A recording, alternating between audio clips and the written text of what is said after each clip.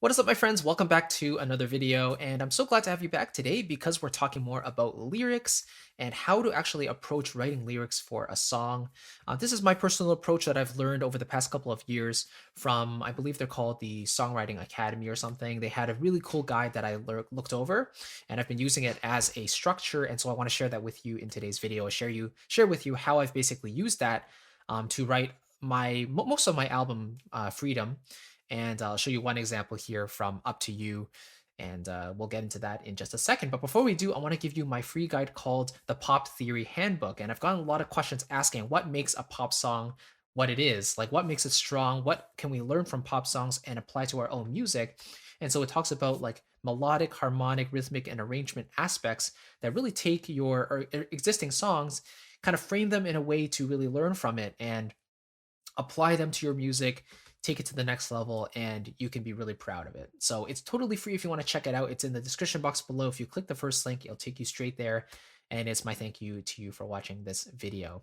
So let's kind of dive into the lyric writing structure of Up to You, basically. And I've done this for other songs as well, but this is a perfect example since it's more of a poppier song anyway. But I think most importantly, the way to start writing a song, there's multiple ways you can do it. Like you can start with a melody, you can start with a chord progression or a riff or a groove.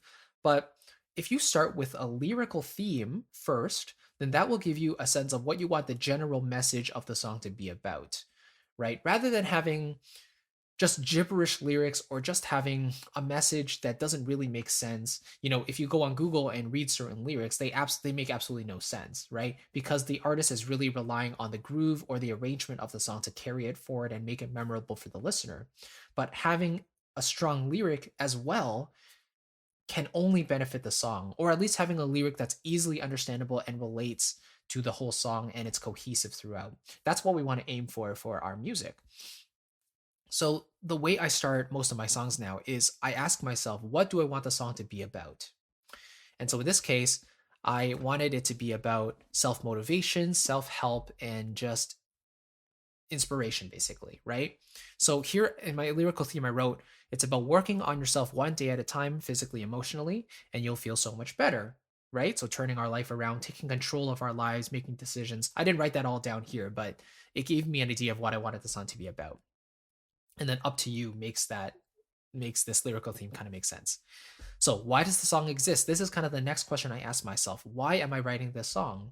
What purpose is it going to serve in the world? Am I just writing it just for the sake of writing it, or is there a specific reason I'm writing it? What do I want the listener to feel and understand from it?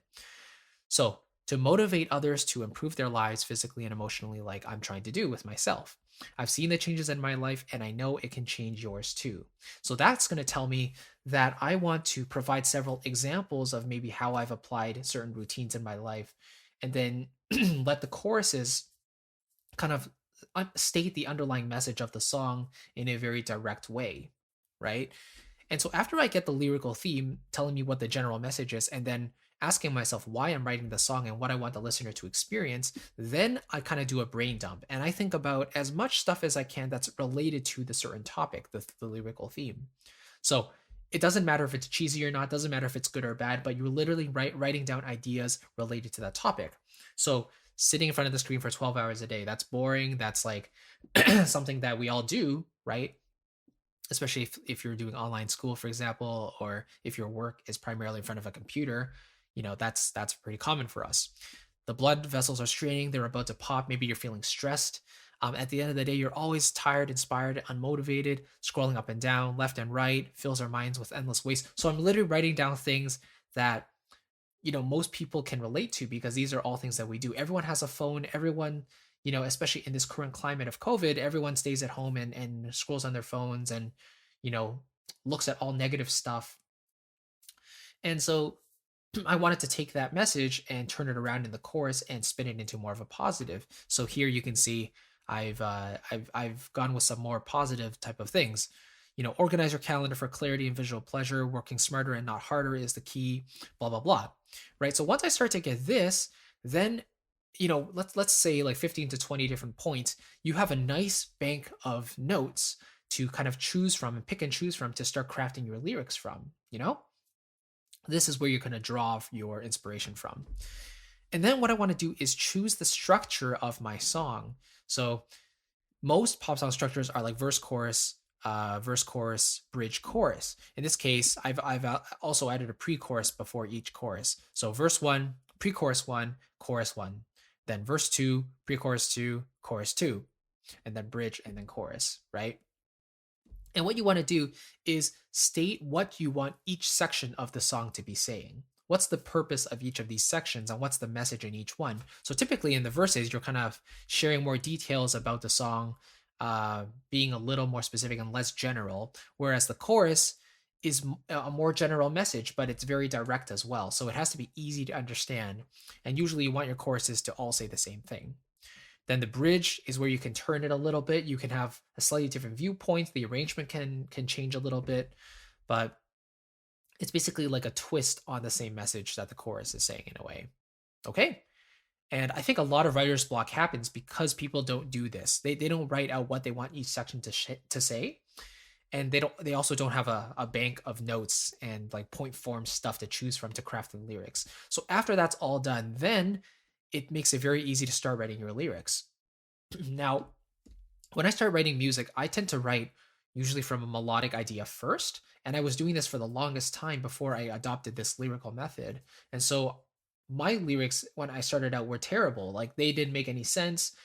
They rarely rhymed. I didn't really have a structure for them. But after going through this method and starting to try some different things, it made lyric writing a lot easier. And so, it's another wasted day scrolling for hours through my phone. I've got nothing else to do. I just sit in my room alone. And I'm just writing it in a way that kind of flows. I can always readjust certain words here and there later, but I want to try to get my message out onto the paper as quickly as possible. And of course, you want to go back and adjust later.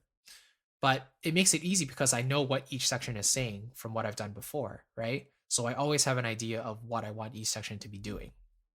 And so, that's basically the approach. So rather than going and just writing lyrics right away, start to come up with a lyrical theme first. Know exactly what you want to say, and then start asking yourself, why am I writing the song? That will give you an idea of how to present the song later.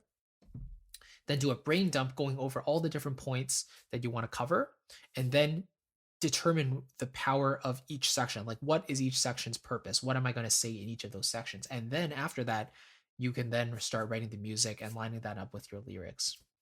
I think this structure makes writing a lot easier. So big thanks to the Songwriting Academy for that. And I really appreciate that.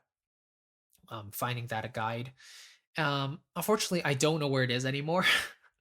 So I've tried to look online as well, and I can't find that guide anymore. But I hope this video gives you an idea of how to approach your lyric writing in a fresh way. So let me know in a comment below if you've ever tried something like this, or if you're writing lyrics for your songs. How do you personally approach it? Do you usually do them last or first? What's kind of your approach there? I would love to know. And if you don't have the Pop Theory Handbook yet, I want to give that to you absolutely free. It goes over some really core fundamental techniques for writing melodies, harmonies, arrangements, and rhythm and stuff like that, and form and structure. So if you're curious about that, to learn from specific elements you can apply to your own music, I want to give that to you absolutely free. Just click the link in the box below and it'll take you straight there. Again, thank you so very much. I really appreciate it, and I'll catch you in the next video. Take care. Bye-bye.